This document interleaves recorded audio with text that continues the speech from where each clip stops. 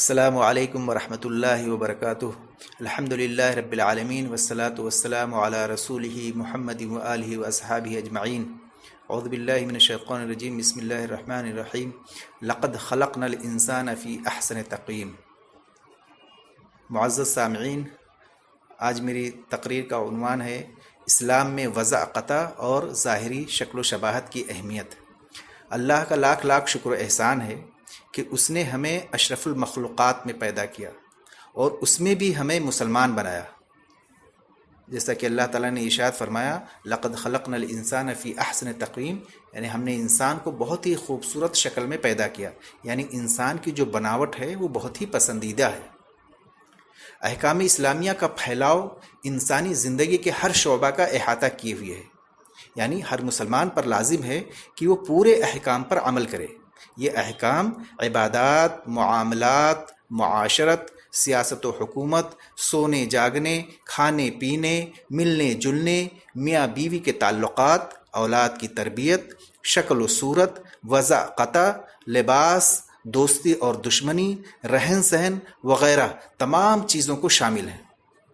تو اسلام میں وضع قطع سے مراد کیا ہے؟ انسان کی ظاہری شکل و شباہت، جس میں چہرہ اور لباس دونوں شامل ہیں۔ آج ہم صرف اسلامی چہرہ کے بارے میں گفتگو کر رہے ہیں۔ وہ یہ ہے کہ اسلامی چہرہ کیا ہو؟ وہ یہ ہے کہ شرعی داڑھی ہو، یعنی داڑھی مکمل بڑھی ہوئی ہو، کسی بھی طرح سے داڑھی نہ کاٹی جائے، اور مونچھیں چھوٹی ہوں، جیسا کہ کہا گیا وعف اللحیٰ وقص الشارب۔ صرف داڑھی دیکھ کر کے ہی ایک مسلم اور غیر مسلم میں فرق کیا جا سکے۔ اللہ تعالیٰ نے مرد اور عورت میں ظاہری تمیز کے لیے مردوں کو داڑھی والا بنایا، جس سے مرد کا حسن اور رعب دوبالا ہو جاتا ہے۔ گویا کہ داڑھی مرد کے چہرے کا تاج ہے۔ فطری طور پر بھی انسان داڑھی کو اپنے لیے موجب عزت جانتا ہے، کیونکہ یہ اللہ کا رنگ ہے جس کے برابر کوئی رنگ نہیں۔ وَمَنْ أَحْسَنُ مِنَ اللَّهِ صِبْغَةً۔ اسی لیے اگر ایک شخص کو بلوغت کے بعد بھی داڑھی نہیں آتی تو معاشرے میں اس کو نقص شمار کیا جاتا ہے۔ تو مسلمانوں، اپنی جانوں پر رحم کھاؤ، اسلامی احکام کو اپناؤ، دشمنان اسلام کی پیروی نہ کرو، اللہ کے نیک بندے بنو، نبی کریم صلی اللہ علیہ وسلم کی سیرت اور صورت کو اختیار کرو، ایسا لباس بھی پہنو کہ دیکھنے والے آپ کو مسلمان سمجھیں۔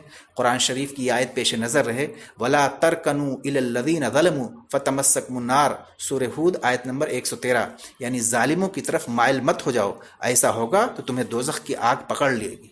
اس موقع پر حضرت عمر رضی اللہ تعالیٰ عنہ کا قول یاد آ گیا۔ آپ نے فرمایا نحن قوم اعزنا اللہ بالاسلام فإن ابتغینا العزت بغیرہ اذلنا اللہ۔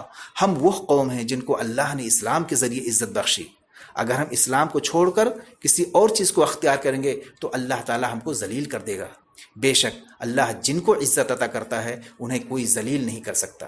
تو برادران اسلام، داڑھی فرض ہے اور اس کی فرضیت کے دلائل ہیں، جیسا کہ صحیح بخاری میں ابن عمر رضی اللہ تعالیٰ عنہ سے روایت ہے کہ رسول اللہ صلی اللہ علیہ وسلم نے ارشاد فرمایا خالف المشرکین واحف الشوارب واوف اللحیٰ، یعنی مشرکوں کی مخالفت کرو اور مونچھوں کو تراشو اور داڑھی کو خوب بڑھاؤ۔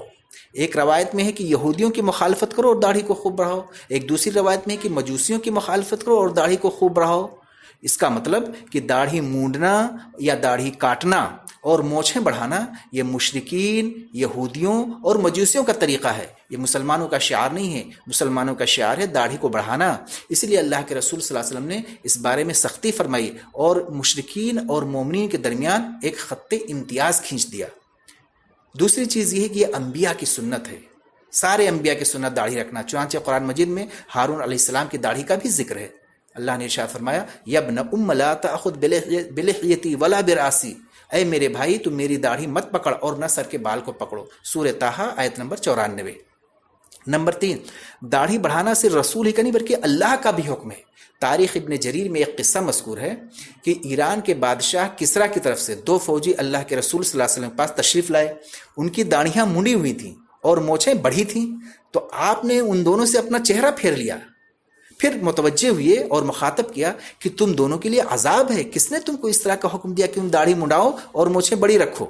ان لوگوں نے کہا کہ ہمارے رب کسریٰ نے ہم کو حکم دیا۔ وہ اپنے بادشاہ کو رب کہا کرتے تھے۔ اللہ کے رسول صلی اللہ علیہ وسلم یہ سن کر فرمایا کہ ہمارے رب نے مجھ کو حکم دیا ہے کہ میں داڑھی کو بڑھاؤں اور مونچھیں کاٹوں۔ تو برادر اسلام، اس سے معلوم ہوا کہ داڑھی کو بڑھانا اور مونچھوں کو کاٹنا صرف رسول کا ہی نہیں بلکہ اللہ کا حکم ہے، اور یہ بھی ثابت ہوا کہ داڑھی مونڈنا بہت ہی ناپسندیدہ فعل ہے۔ اللہ کے رسول صلی اللہ علیہ وسلم نے ان کی طرف نظر بھی نہیں اٹھا کر دیکھا، جبکہ یہ معلوم ہے کہ وہ مسلمان نہیں تھے۔ تو اب سوچیے اگر کوئی مسلمان ایسا کام کرے تو اللہ کے رسول صلی اللہ علیہ وسلم جب دیکھیں گے تو آپ کا رد عمل کیا ہوگا؟ اور پھر کیسے ہم قیامت میں اللہ کی رسول صلی اللہ علیہ وسلم کی شفاعت کی امید کر سکتے ہیں بغیر داڑھی کے؟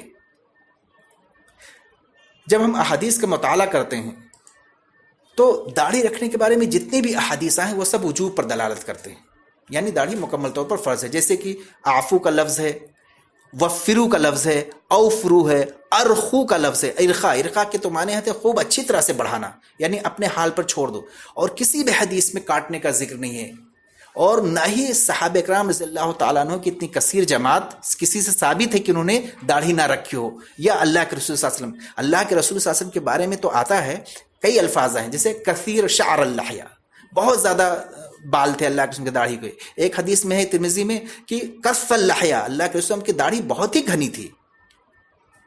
ایک روایت میں ہے کہ عظیم شعر اللحیہ، یعنی اللہ کے رسول صلی اللہ علیہ وسلم کی داڑھی بڑی تھی۔ بتائیے، اللہ کے رسول صلی اللہ علیہ وسلم کی داڑھی گھنی تھی، اور ہمارا ایمان ہے کہ اللہ کے رسول صلی اللہ علیہ وسلم دنیا کے سب سے خوبصورت ترین انسان تھے۔ اسی لیے تو حسان بن ثابت رضی اللہ تعالیٰ عنہ نے آپ کے بارے میں ارشاد فرمایا، وَأَحْسَنُ مِنْكَ لَمْ تَرَ قَطُّ عَيْنِي وَأَجْمَلُ مِنْكَ لَمْ تَلِدِ النِّسَاءُ خُلِقْتَ مُبَرَّأً مِنْ كُلِّ عَيْبٍ كَأَنَّكَ قَدْ خُلِقْتَ كَمَا تَشَاءُ۔ اے اللہ کے رسول صلی اللہ علیہ وسلم، آپ سے زیادہ خوبصورت آدمی میری آنکھوں نے کبھی نہیں دیکھا، اور کسی عورت نے آپ سے زیادہ خوبصورت کوئی بچہ نہیں جنا۔ آپ کو اللہ تعالیٰ نے ہر عیب سے پاک پیدا کیا، گویا کہ جیسا آپ نے چاہا ویسا اللہ نے آپ کو پیدا کیا۔ معزز حاضرین، دیکھیے، دنیا میں سب سے خوبصورت انسان کی داڑھی سب سے گھنی تھی، اور وہ داڑھی والے تھے۔ تو اب ذرا سوچئے کہ داڑھی کاٹنے والا شخص خوبصورت کیسے ہو سکتا ہے؟ اس کا شمار تو بدصورتے میں ہوا۔ کچھ لوگ داڑھی کاٹنے کے لیے روایات بیان کرتے ہیں، وہ سب ضعیف ہیں، ان کی کوئی اصل نہیں ہے۔ نمبر 6، داڑھی ایک زینت ہے۔ قرآن مجید میں ارشاد ہے، یا بنی آدم خذوا زینتکم عند کل مسجد، سورہ اعراف آیت نمبر 31۔ اے بنی آدم، مسجد میں ہر نماز کے وقت زینت اختیار کرو۔ تو زینت لباس کا بھی ہے اور چہرہ کا بھی ہوتا ہے، دونوں شریعت کے مطابق ہونی چاہیے۔ اگر نماز میں ہمارا لباس اور ہمارا چہرہ شرعی زینت کے ساتھ نہیں ہے تو ہم کو ڈرنا چاہیے کہیں اللہ تعالیٰ ہماری نمازوں کو ریجیکٹ نہ کر دے، رد نہ کر دے، اس لیے بہت ضروری ہے۔ اب آئیے ذرا دیکھتے ہیں کہ داڑھی کے فوائد کیا ہیں۔ نمبر 1، سب سے بڑا فائدہ تو یہ ہے کہ دنیا میں کچھ ملے یا نہ ملے، لیکن آخرت میں سب سے زیادہ فائدہ ہونے والا ہے، اس لیے کہ اللہ ہم سے راضی ہو جائے، اور ایک مومن کا مطمع نظر آخرت ہوتا ہے۔ دنیا کی زندگی تو گزر جاتی ہے، ہمارا یہ ایمان ہونا چاہیے، اور یہ ایمان ہے کہ ہم سبھی لوگوں کو اللہ کے سامنے حاضر ہونا ہے۔ مرنے کے بعد اللہ تعالیٰ ایک ایک چیز کا حساب لے گا، ہمارا یہ نیک عمل وہاں کام آئے گا۔ قیامت کے دن جب سب لوگ کھڑے ہوں گے، اس وقت رشتہ دار بھی ایک دوسرے کو نہیں پہچانیں گے، نفسا نفسی کا عالم ہوگا، اور قرآن نے اس کا نقشہ یہ کھینچا ہے، یوم یفر المرء من اخیہ وامہ وابیہ وصاحبتہ وبنیہ۔ اس دن انسان اپنے بھائی سے بھاگے گا، اپنے باپ سے بھاگے گا، اپنی ماں سے بھاگے گا۔ تو اس وقت جو ہے یہ چھوٹی چھوٹی نیکیاں جو ہمارے بہت کام آئیں گی اور ہمارے میزان میں اضافہ کریں گے۔ برادران اسلام، موت کا کوئی وقت متعین نہیں، اس لیے ہم کو ہر وقت ڈرنا چاہیے، ہم کو خوف کھانا چاہیے کہ بغیر داڑھی کے اگر ہم قبر میں گئے تو فرشتوں کا سامنا کیسے کریں گے، اور میدان محشر میں اگر ہم اسلامی شعان میں حاضر ہوں گے تو انشاءاللہ اللہ تعالی ہمارے لیے آسانیاں پیدا کرے گا۔ دوسرا فائدہ، ہر شخص کی 2 حیثیتیں ہوتی ہیں، ایک ظاہری اور باطنی۔ اسی طرح اسلام میں بھی باطن کے ساتھ ساتھ ظاہری شکل و شباہت کی بہت زیادہ اہمیت ہے۔ جس طرح سے انصاف کے بارے میں یہ کہا جاتا ہے کہ انصاف نہ صرف کیا جانا چاہیے بلکہ بظاہر دکھنا بھی چاہیے کہ انصاف کیا جا رہا ہے، اسی طرح سے ہم کو نہ صرف باطنی طور پر مسلم ہونا چاہیے بلکہ بظاہر دکھنا بھی چاہیے کہ ہم مسلمان ہیں، ہماری شکل و شباہت کو دیکھ کر لوگ پہچان سکیں کہ ہمارا تعلق خیر امت سے ہے۔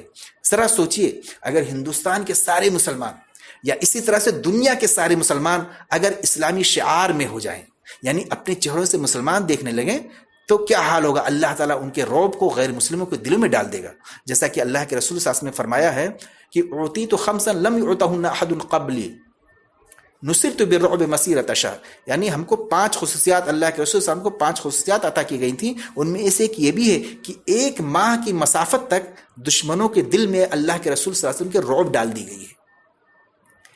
تیسرا فائدہ یہ کہ شناخت مومن ہے، یعنی داڑھی کے ذریعے جب دو اجنبی لوگ ایک دوسرے ملتے ہیں تو داڑھی کے ذریعے پہچان لیں گے کہ اس کا تعلق مسلمان اسلام سے ہے اور یہ مسلمان ہے، اور پھر اس کو السلام علیکم کہیں گے، اور بوقت ضرورت ایک دوسرے کو تعاون کر سکتے ہیں۔ کہیں بھی ملاقات ہوئیں گے، ریلوے اسٹیشن پہ، ایئرپورٹ پہ، کسی سرکاری آفس میں، اگر وہ شخص اسلامی شعار میں ہے تو ایک مسلمان بھائی کو اس سے تقویت ملے گی، اس کو ڈھارس بندھے گا۔ ایسا شخص اسلام کا ایک چلتا پھرتا سفیر بھی ہے۔ اگر وہ اپنے اخلاق سے لوگوں کا دل جیتتا ہے تو یہ بات غیر مسلم کے دل میں ثبت ہو جاتی ہے اور وہ شخص اسلام سے قریب آ سکتا ہے، اور وہ کہے گا کہ بھائی فلاں شخص نے ہمارے ساتھ اچھا سلوک کیا ہے، چلو اس کے مذہب کے بارے میں معلومات حاصل کرتے ہیں۔ لیکن اگر ہم مسلم غیر مسلم میں کوئی شناختی نہیں رہے گا تو ہمارا مذہب ہی نہیں پہچان پائے گا۔ نمبر 4، یہ زیبائش، یعنی ذرا سوچئے کہ ایک شخص نے بہت اچھا گھر بنایا ہے، اندر سے بہت اچھی طرح سے ڈیکوریٹ کر دیا، لیکن اس کے مین گیٹ پہ اگر گندگی لگی ہوئی ہے تو کیا کوئی شخص اندر جائے گا؟ ٹھیک اسی طرح سے اگر ہمارا باطن بہت اچھا ہو لیکن ہمارا ظاہر غیر اسلامی ہو تو کوئی شخص کیسے سمجھ پائے گا کہ یہ سچا پکا مسلم ہے؟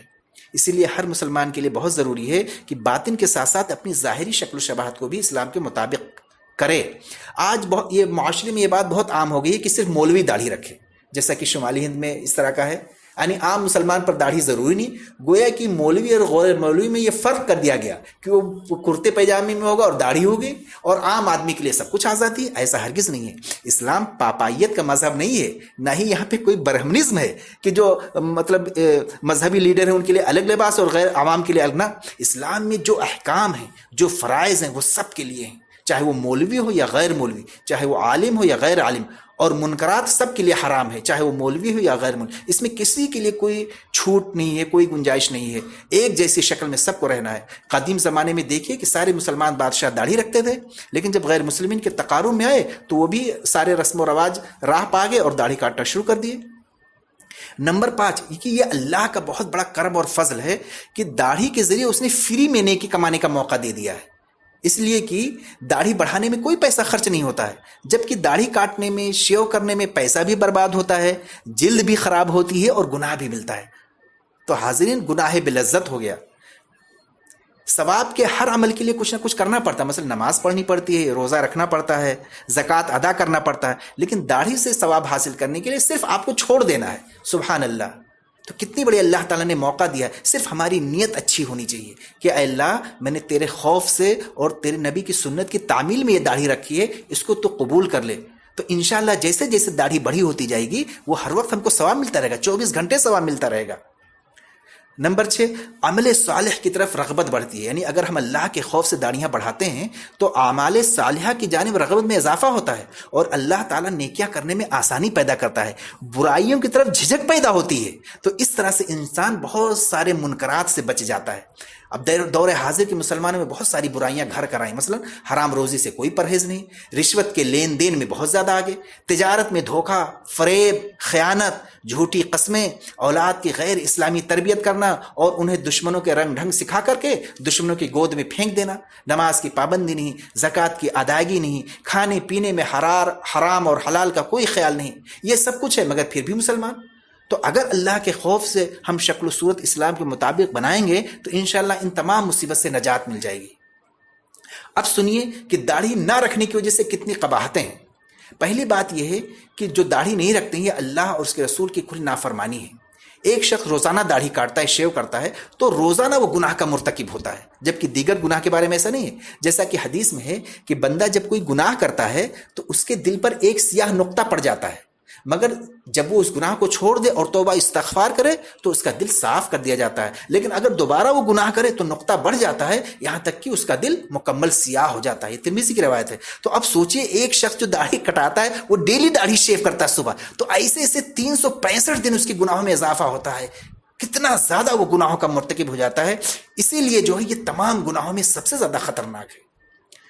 نمبر 2، کہ داڑھی کٹانا مشرکوں سے اور غیر مسلموں سے مشابہت بھی ہے اور منافقت بھی ہے، اور اللہ کے رسول نے فرمایا من تشبہ بقوم فہو منہم، جو کسی قوم سے مشابہت کرتا ہے وہ ان میں شمار ہوتا ہے۔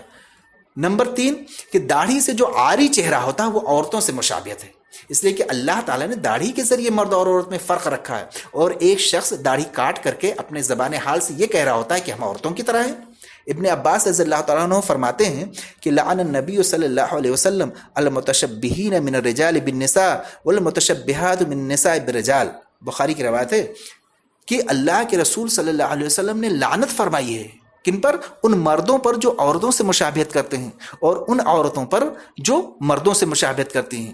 اور جس کام پر اللہ تعالیٰ اور اس کے رسول صلی اللہ علیہ وسلم کی لعنت ہو وہ گناہ کبیرہ ہو جاتا ہے اور بہت خطرناک گناہ ہے. چوتھی قباحت یہ ہے کہ داڑھی منڈوانا یہ اللہ تعالیٰ کی فطرت کو بدلنا ہے، اس لیے کہ حدیث میں ہے کہ 10 چیزیں فطرت میں سے ہیں، ان میں سے داڑھی کو بڑھانا اور مونچھ کاٹنا بھی ہے. تو گویا کہ داڑھی کو کاٹنا اللہ کی فطرت میں تبدیلی ہے. نمبر 5 یہ علانیہ گناہ ہے. جانتے ہیں کہ اسلام میں کھلم کھلا گناہ کی بہت بڑی وعید آئی ہے اور داڑھی کاٹنا اسی میں سے ہے. ایک بیریش مسلمان یعنی جس کی داڑھی نہیں ہے، خواہ اندر سے کتنا ہی نیک کیوں نہ ہو، اگر وہ آپ کے سامنے آ جائے تو کم سے کم ایک چیز تو ثابت ہو جاتی ہے کہ یہ شخص اسلام کے ایک حکم کی کھلم کھلا خلاف ورزی کرتا ہے.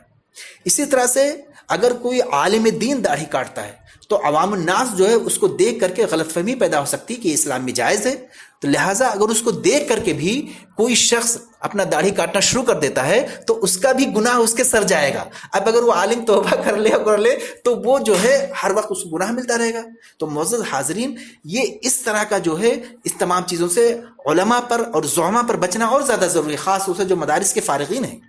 قرآن مجید میں اللہ تعالیٰ سورہ نور آیت نمبر 19 میں ارشاد فرماتا ہے ان الذین یحبون ان تشیع الفاحشۃ فی الذین آمنوا لهم عذاب علیم فی الدنیا والآخرہ. جو لوگ یہ چاہتے ہیں کہ مومنین میں برائی عام ہو جائے تو ان کے لیے دردناک عذاب ہے دنیا میں بھی اور آخرت میں بھی. اس لیے بھائیو، یہ داڑھی کاٹنا، داڑھی چھیلنا یہ ایسی بیماری ہے جو عام، جو کھلم کھلا ہے اور جو دکھتا ہے. نمبر 6 نعمت کی ناشکری ہے. اللہ تعالیٰ نے ہم کو اسلام جیسی عظیم نعمت سے نوازا ہے اور قرآن مجید میں اللہ تعالیٰ نے کیا ارشاد فرمایا کہ اس کا شکر ادا کرو. اما بنعمت ربک فحدث، یعنی اپنے رب کی نعمتوں کا ذکر کرو. ایک جگہ ارشاد فرمایا لئن شکرتم لازیدنکم ولئن کفرتم ان عذابی لشدید. اگر تم نے ہماری نعمتوں کا شکر ادا کیا تو ہم اور زیادہ دیں گے، اس میں اضافہ کریں گے، لیکن اگر تم نے ناشکری کی تو سمجھ لو میرا عذاب بہت سخت ہے. تو برادران اسلام، کیا ہم غیر مسلموں جیسا؟ اللہ نے تو ہم کو مسلمان بنایا لیکن ہم اپنے چہرے مہرے سے غیر مسلم جیسے لگ رہے ہیں. تو گویا کہ ہم اللہ تعالیٰ کی اس نعمت کا ناشکری کر رہے ہیں اور ناشکروں کا بہت بھیانک عذاب ہے. ہم کو اللہ تعالیٰ ان تمام چیزوں سے بچائے. نمبر 7 بغاوت کے درجے میں آتا ہے. یعنی جب ہم اسلامی شعار کی خلاف ورزی کرتے ہیں تو گویا کہ ہم اسلام کے حکم کو چیلنج کر رہے ہیں. ذرا سوچئے کہ بغاوت کا کتنا بھیانک انجام ہے. آج مسلمانوں پر چاروں طرف سے مصیبتیں آن پڑی ہیں. ظالم حکمرانوں کا تسلط ہے جو ہر طرف سے مسلمانوں کو ختم کر دینے پہ تلے ہوئے ہیں.